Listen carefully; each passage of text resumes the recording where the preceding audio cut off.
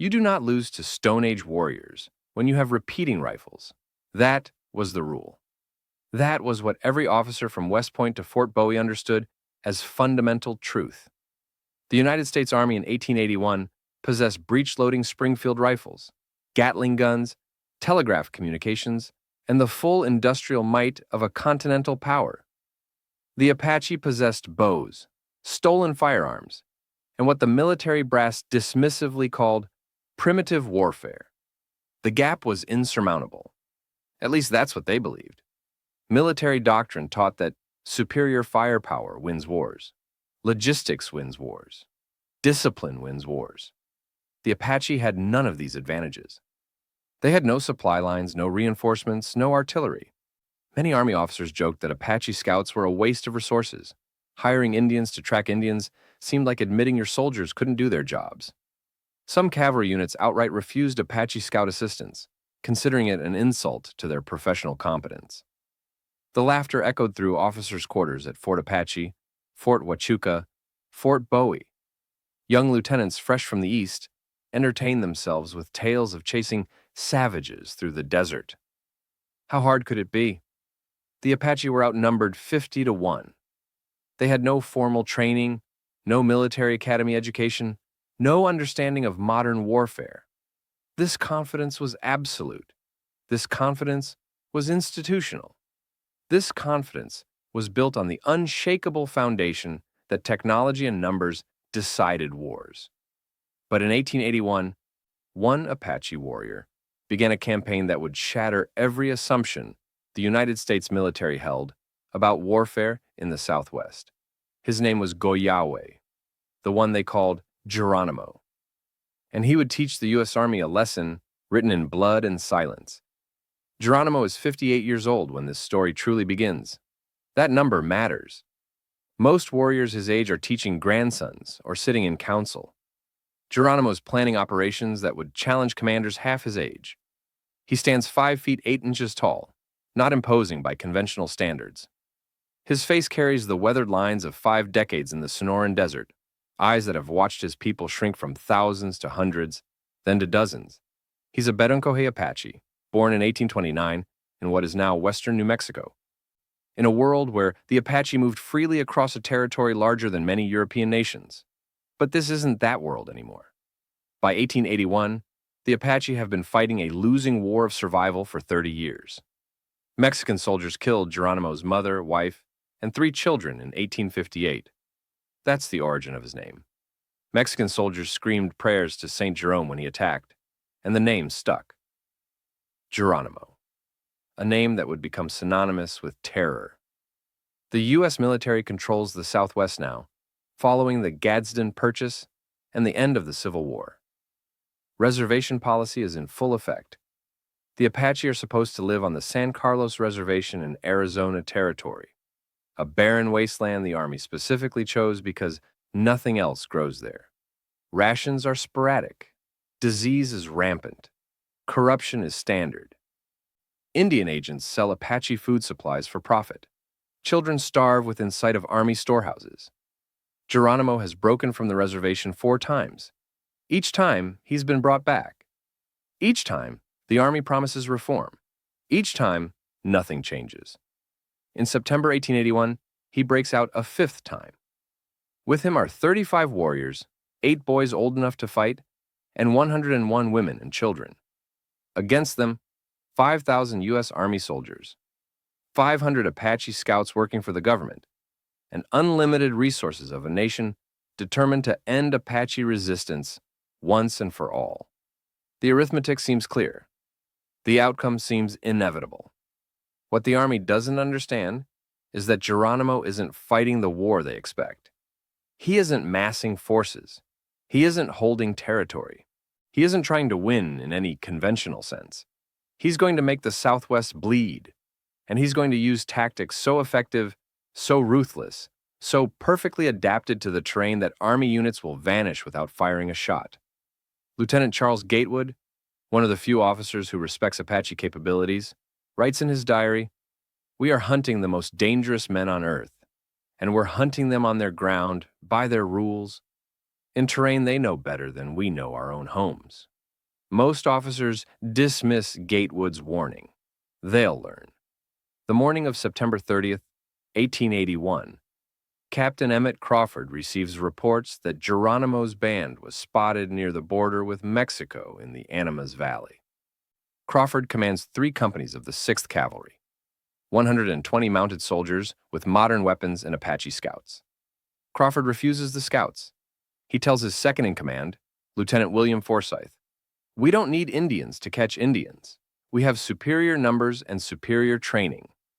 It's a decision that will haunt the regiment. Crawford's column departs Fort Grant at dawn. They're confident, they're well supplied. They have no idea they're already being watched. The column rides into the Animas Valley in perfect formation. Crawford keeps his men tight, standard cavalry doctrine. 4 columns of 30 soldiers each, moving at a steady pace through the scrub brush and mesquite. The mountains rise on either side, steep volcanic slopes covered in boulder fields and twisted vegetation. Beautiful country, deadly country. Geronimo watches from a ridgeline 800 yards distant. He's been tracking this column for 2 hours. He knows how many soldiers Crawford commands. He knows they refused scouts. He already knows how this ends. Beside him are 12 warriors. Not 35, just 12. The rest are moving the women and children south toward the Sierra Madre. These 12 are enough. One of them, a young warrior named Perico, whispers, "They ride close together, like cattle." Geronimo nods. They think numbers protect them. Numbers make them targets. The terrain dictates everything. The Animas Valley is 8 miles wide here, flanked by mountains. But it's not flat. It's a maze of arroyos, dry washes that cut through the desert floor like veins. Some are 3 feet deep, some are 20. All of them are invisible until you're on top of them. Crawford's column is following the main trail. It's the logical choice. Flat ground, easy riding. It's also a killing ground. Geronimo and his warriors move. They don't run. They don't rush. They descend from the ridgeline, using paths only they know, paths that wind through boulder fields where horses can't follow. Within 15 minutes, they've covered 800 yards and positioned themselves in an arroyo system that runs parallel to the cavalry column. The soldiers pass within 200 yards. Crawford rides at the front, scanning the horizon. He's looking at the mountains. He should be looking at the ground. The Apache wait. You do not ambush cavalry when they're ready. You ambush them when they're vulnerable. At 11:30 a.m., Crawford calls a rest halt. The soldiers dismount. Some check their saddles, some drink from canteens. A few wander 30 yards from the group to relieve themselves. Standard procedure after 3 hours of riding. The column is stationary. The horses are bunched. The soldiers are scattered across a 100-yard radius. Geronimo signals. The attack comes from 3 directions simultaneously. 8 warriors open fire from an arroyo to the west. A withering volley at 150 yards. The soldiers wheel toward the gunfire, raising their rifles. They're disciplined. They're trained. They're looking the wrong direction. 4 warriors, including Geronimo, rise from an arroyo to the east, 70 yards away, unnoticed, unseen. They fire into the exposed backs of the cavalry troopers. The sound is catastrophic. Screams erupt. Horses panic. Soldiers drop where they stand, unsure which direction the attack originates. Crawford shouts orders, but the chaos drowns him out. Men are firing at shadows, at nothing, at each other. 17 seconds. That's how long the first phase lasts. 11 soldiers are down. 14 horses are stampeding. The formation has shattered. Then, the Apache vanish. Not retreat, vanish. They drop into the arroyos and disappear like water into sand. The soldiers who survive the first volley scramble for cover, forming defensive positions, training rifles on the scrub brush. Nothing moves. Lieutenant Forsyth screams, "Where are they? Where the hell are they?" Nobody knows. The Apache fired from 200 yards, then 70 yards, then nothing. The desert is silent except for the moaning of wounded men. Crawford makes the critical mistake. He assumes the Apache withdrew. He orders his men to remount, to pursue, while the enemy is running. The Apache aren't running. They're 100 yards ahead, waiting in another arroyo network. The cavalry forms up. 70 soldiers now. The others are dead or tending wounded. They advance at a trot toward where they think the Apache fled. Crawford is furious, humiliated. He wants blood. The arroyo is 15 feet deep and 20 feet wide, cutting directly across their path. The cavalry doesn't see it until the lead horses are at the edge. Some try to stop. Momentum carries them forward. Horses and riders tumble into the wash, a cascade of bodies and screaming animals. Geronimo's warriors rise from both sides of the arroyo. They're 12 feet above the trapped soldiers. The range is point blank. What happens next isn't battle, it's execution. The trapped cavalry can't elevate their rifles high enough to return fire. They're pinned in a trench they didn't know existed, unable to escape, unable to fight back. 23 soldiers die in that arroyo in less than 1 minute. The survivors break. They abandon the wash, abandon their wounded, abandon their commander. They flee north in full rout. Crawford himself takes an arrow through the shoulder, a wound that will fester and kill him 19 days later. As he retreats with the remnants of his command, he looks back once. The desert is empty. The Apache have vanished again. 3 companies of the 6th Cavalry entered the Animas Valley with 120 men. 47 returned to Fort Grant. 34 are dead. 39 are wounded or missing. They faced 12 Apache warriors. They never saw where most of the shots came from. The survivors can't explain what happened. The official report reads, attacked by overwhelming Apache forces, estimated at 60 to 80 warriors in prepared defensive positions. The actual number, 12. But Crawford's disaster is just the beginning. Geronimo is teaching the army a lesson, and the curriculum requires repetition. 2 weeks later, Major Andrew Bennett leads a combined force of 90 soldiers and 20 Apache scouts into the Pelanchillo Mountains. Bennett is smarter than Crawford. He accepts the scouts. He moves carefully. He posts sentries. He does everything by the book. The scouts find Geronimo's trail on October 14th. Fresh tracks heading south through Dead Man's Canyon, a narrow defile between 2 ridge lines. The scouts warn Bennett, this is ambush country. Bennett nods. He sends scouts ahead. He keeps his main force tight. He's prepared. The scouts disappear. Not killed. They simply vanish. One moment they're visible 200 yards ahead. The next moment, they're gone. Bennett halts the column, sends 2 more scouts. They vanish too. Bennett makes the decision. Withdraw. This is a trap. He orders a fighting retreat back through the canyon. That's when he discovers the Apache have moved behind him. During the halt, while he debated what to do, warriors infiltrated his rear. The column is boxed in, mountains on both sides, Apache ahead and behind. Geronimo doesn't attack. He waits. He lets the soldiers panic. He lets them waste ammunition shooting at rocks. He lets the October sun beat down on men who drank the last of their water 2 hours ago. At 4 p.m., Bennett orders a breakout, a cavalry charge through the southern end of the canyon. It's suicide, but staying is slower suicide. The charge begins. 80 soldiers on horseback, thundering through the narrow canyon. The Apache let them come. 200 yards, 100 yards, 50 yards. The warriors collapse the trap from the ridgelines above. They don't need to aim carefully at this range. They're firing down into a confined space, packed with targets. Soldiers fall in waves. Horses scream. The charge crumbles. Bennett takes a rifle round through the leg and falls from his horse. The soldiers who reach him discover he's bleeding out. They fashion a tourniquet from a belt. They try to carry him.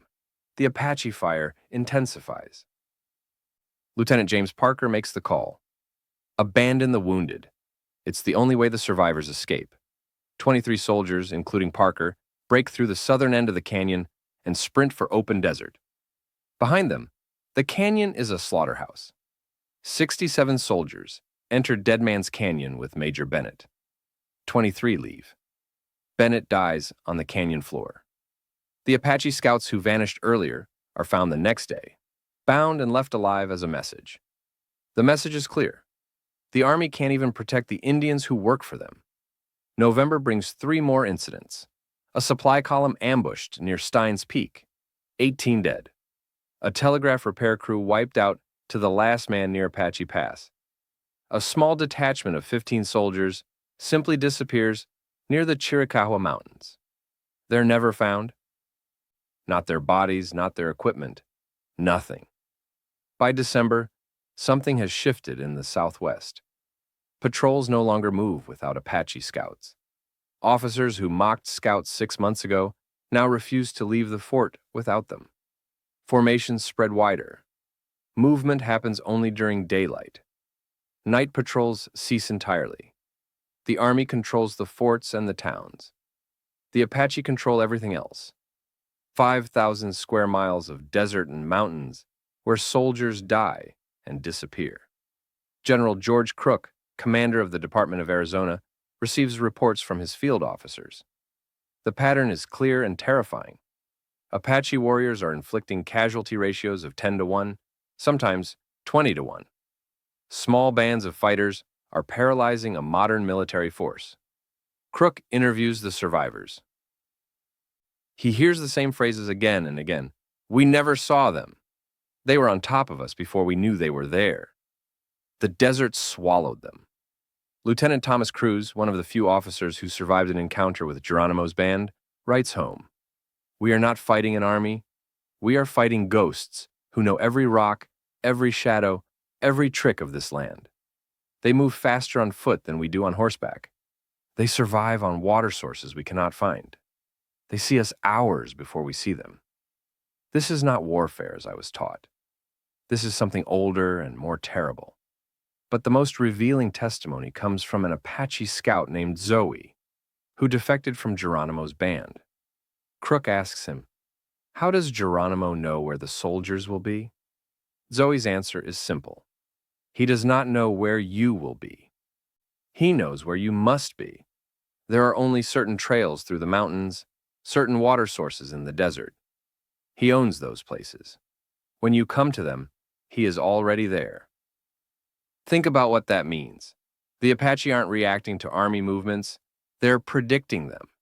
They understand the terrain so completely that they can position themselves days in advance, knowing with certainty that soldiers will eventually arrive at that exact spot. It's the military equivalent of a chess grandmaster playing against beginners. The Apache see 20 moves ahead. The Army sees 2. January 1882. Geronimo's band numbers 38 warriors now. 3 have died, 6 have joined. They've been running for 4 months. They've fought 14 engagements. They've killed or wounded over 200 U.S. soldiers. Their own losses, 3 dead, 7 wounded. The campaigns continue through the spring.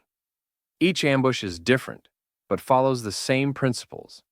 Use terrain to negate enemy advantages, strike from unexpected directions, vanish before the enemy can mass forces, never fight on the enemy's terms.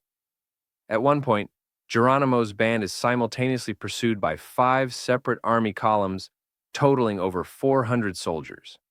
The warriors slip between the columns like water through fingers, appearing behind forces that thought they were hunting ahead.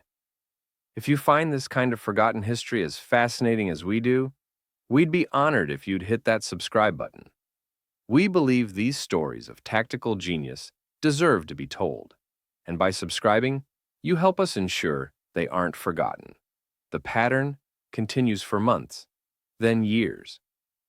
Geronimo breaks from the reservation again in 1885, again in 1886. Each time, the same devastation follows. Each time, small bands of Apache warriors humiliate forces that outnumber them dramatically. The final numbers from the 1881-1882 campaign are staggering. Geronimo's band, never numbering more than 42 warriors at any one time, killed or wounded 327 U.S. soldiers in 14 months. They captured or destroyed supplies worth over $100,000, a fortune in 1882. They covered over 3,000 miles on foot, crossing between Arizona, New Mexico, and Mexico multiple times. The Army deployed over 5,000 soldiers to stop them.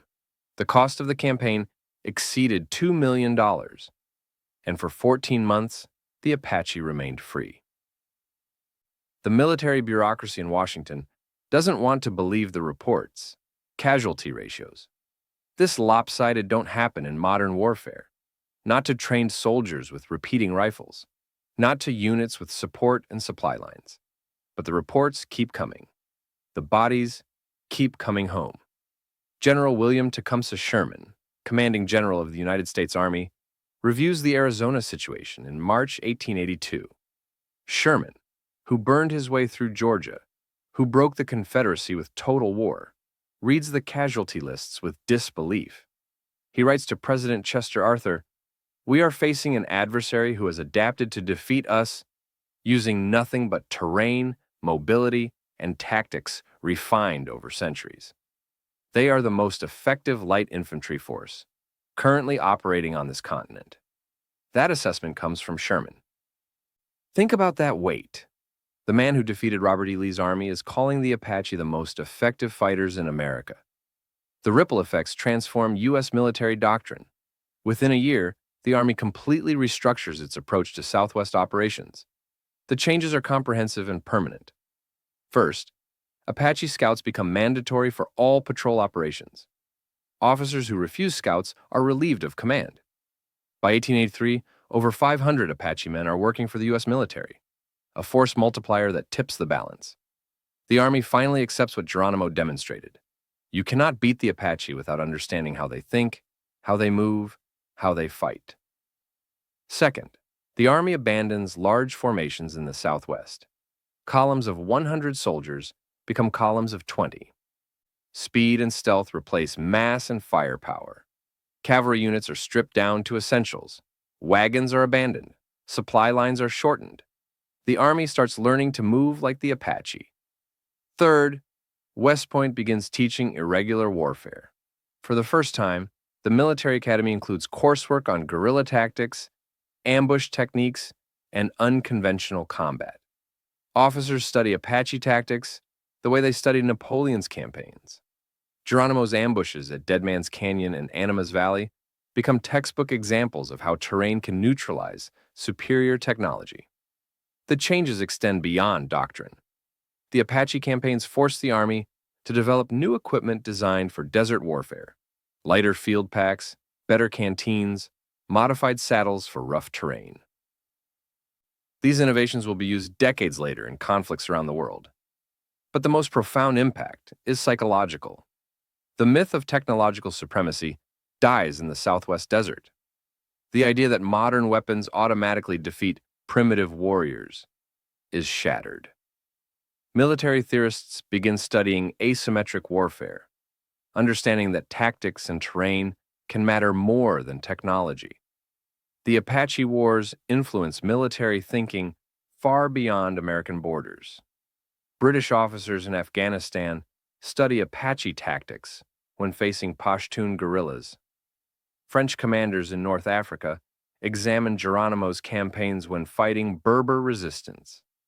The lessons from the Southwest reverberate through imperial conflicts worldwide.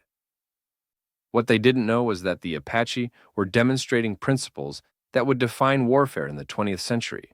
That mobility beats firepower, that knowledge of terrain beats superior weapons, that a determined force, fighting on home ground, can defy every conventional military advantage. These lessons will resurface in Vietnam, Afghanistan, Iraq, anywhere conventional armies face irregular forces who refuse to fight by expected rules. Geronimo is teaching lessons that the military establishment will need to relearn again and again. But in the short term, the impact is immediate and brutal. The Army realizes it cannot defeat the Apache militarily, not on terms acceptable to public opinion and military budgets. 5,000 soldiers cannot successfully hunt 40 warriors across 5,000 square miles of desert. The math doesn't work. The logistics don't work. The tactics don't work.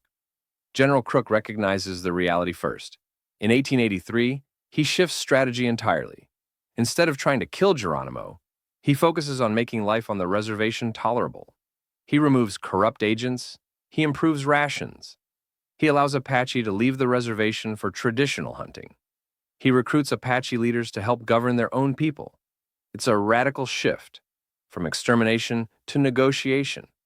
It happens because military victory proved impossible. A few dozen Apache warriors forced the United States Army to change its entire strategic approach to native policy. The change comes too late to prevent tragedy. By 1886, after years of alternating between raids and reservation life, Geronimo finally surrenders permanently. Not because the army defeats him, but because his people are exhausted. The women and children can't keep running. The warriors are aging. Geronimo himself is 63 years old, ancient for a man living on the run in the desert. His surrender at Skeleton Canyon on September 4th, 1886, ends the Apache Wars. He negotiates terms. His people will be kept together, treated fairly. The army agrees. They immediately break every promise. Geronimo and the Chiricahua Apache are shipped to Florida as prisoners of war, then to Alabama, then to Oklahoma. Families are separated. Children are sent to boarding schools, where they're forbidden to speak Apache. The military victory the Army couldn't achieve on the battlefield, they accomplished through systematic cultural destruction, but the tactical lessons remain. The Apache Wars established the template for how modern militaries should and should not fight irregular forces. Every principle Geronimo used has been validated in subsequent conflicts. Know the terrain better than your enemy, use mobility to offset firepower, strike from unexpected directions, never mass forces into targets. Make the enemy come to you. Decades after the Apache surrender, military historians examine the campaigns with professional respect. The casualty ratios achieved by Geronimo's warriors remain almost unprecedented in military history. The ability to sustain operations for years while heavily outnumbered stands as a masterclass in irregular warfare. Lieutenant Charles Gatewood, the officer who finally negotiated Geronimo's surrender, writes in his memoirs, "We did not defeat the Apache. We simply made them an offer they could no longer refuse. In every actual engagement, they bested us. They were the finest light cavalry the world has ever produced. The fact that they fought on foot makes their achievement more remarkable, not less." Geronimo dies on February 17, 1909, at Fort Sill, Oklahoma. He's 79 years old. He never sees Arizona again. The government keeps the Chiricahua Apache imprisoned as prisoners of war until 1913, 27 years after their surrender, the longest detention of prisoners of war in American history. His final years are spent as a curiosity. He appears at the 1904 World's Fair in St. Louis, rides in Theodore Roosevelt's inaugural parade in 1905. The U.S. government makes money displaying him, the last warrior, the savage tamed. He sells photographs and signatures for 25 cents each. He uses the money to buy food for other Apache prisoners. On his deathbed, he tells the Apache interpreter, "I should have never surrendered. I should have fought until I was the last man alive." But to focus on Geronimo's death is to miss the power of his life. To understand the legacy, you need to understand the names and the numbers. The warriors who fought beside Geronimo in the campaigns of 1881 and 1882 included men like Naiche, the son of Cochise, who survived the wars and lived until 1921. Perico, the young warrior who watched Crawford's column ride into the Animas Valley, survived and recorded his accounts of the ambushes. Yanoja, who carried messages between warrior groups. Chapo, Geronimo's son, who died of tuberculosis at Fort Sill in 1894, still a prisoner at age 34. These weren't faceless warriors. They were sons, husbands, fathers. They fought for specific reasons: to protect their families, to live free in their homeland, to preserve a way of life that stretched back centuries. The U.S. soldiers who died facing them also deserve remembrance. Captain Emmett Crawford, who died from infected wounds at age 39, leaving a wife and 2 children in Ohio. Major Andrew Bennett, who bled out in Dead Man's Canyon at age 42. Lieutenant William Forsyth, who survived the Animas Valley ambush but never commanded in the field again, haunted by the speed with which his unit was destroyed. These men weren't villains. They were professionals, doing the job their nation assigned. Many of them came to respect the Apache. Too late to change the outcome, but the respect was genuine. The tactical legacy lives in unexpected places. When the U.S. Army developed its Ranger program in World War II, they studied Apache tactics. When modern special forces trained for irregular warfare, they learned principles first perfected in the Sonoran Desert. The concept of force multiplication through terrain knowledge, that's an Apache contribution to military doctrine. To this day, the Chiricahua Apache remember the resistance. The stories are passed down, how Geronimo's band survived for years against impossible odds, how they protected the women and children, how they never surrendered on the battlefield. The pride in those stories is fierce and justified. The U.S. military now uses Geronimo as a code word synonymous with success. When Navy SEALs killed Osama bin Laden in 2011, the confirmation message was Geronimo EKIA, enemy killed in action. The irony is profound. The military that spent years failing to defeat Geronimo now uses his name as shorthand for victory. Some Apache leaders protested the usage. They asked a valid question. Why name a military operation after a man who fought to defend his homeland from invasion? The Army never answered satisfactorily. But perhaps the answer is simpler than officials wanted to admit. Geronimo represents something the military respects, even in enemies. The refusal to surrender, the tactical brilliance, the ability to fight against overwhelming odds.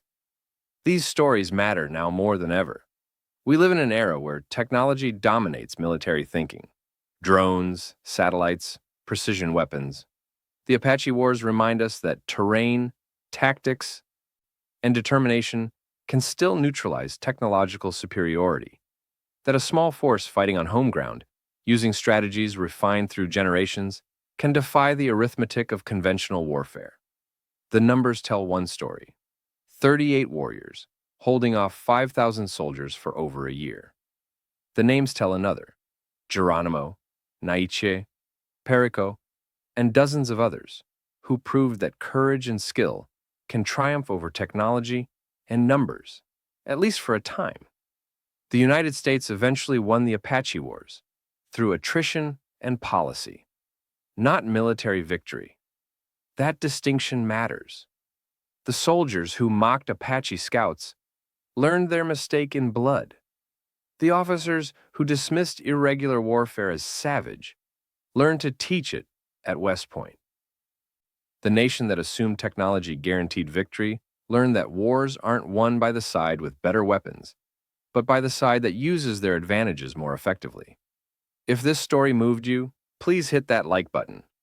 Every click tells the algorithm this piece of history is worth remembering. We're dedicated to rescuing these forgotten stories from the archives. If you want to join us on this mission, please subscribe and turn on notifications. These warriors, Apache and U.S. soldiers both, fought and died in conflicts that shaped the American West. Their tactics, their courage, their sacrifices deserve more than footnotes in history books. Where are you watching from? Drop a comment with your city or state and tell us if someone in your family served. Tell us if you have connections to the Apache nations or to military families. These stories connect us across time and distance. Your engagement keeps them alive. Thank you for ensuring that Geronimo, Naiche, Perico, and the warriors of the Chiricahua Apache do not disappear into silence. Thank you for honoring Captain Crawford, Major Bennett, and the soldiers who fought them. Both sides displayed courage. Both sides deserve remembrance. They fought for their beliefs, their people, their ways of life. The least we can do is remember their names and learn from their example.